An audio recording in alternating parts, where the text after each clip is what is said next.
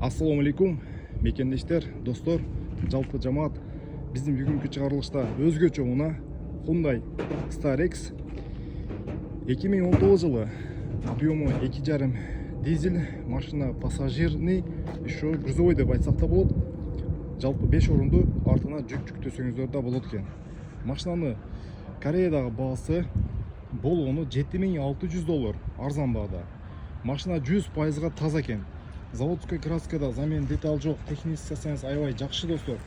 Титан дискадан баллондордун состояниясы 80-90% деп айтсак болот.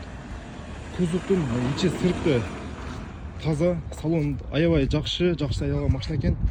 Салон ичи таза. Сиздерге азыр салон ичини көрсөтөйүн. Толук видео обзор биздин YouTube каналга буюрса чыгат. Жылы 2019, орундуктар бүт бары таза. Машинанын пробеги 230 000 километрде. Рульда подогрев бар экен. Рульда еще круиз контроль бар. Подогрев обдув бар, обычный күрүчтө. Коробка автомат, кондиционер бар, радио бар экен. USB бар. Орундуктар таза, кожасы. Салонун ичинде чийиктер, сызыктар жок экен. Машина 5 орунду.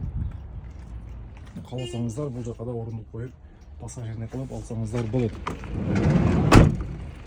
Эшиги эки жакка тең ачылат.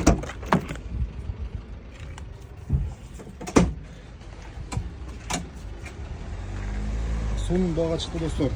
Машина өз баасына кыйла арзан. Шашылыңыздар.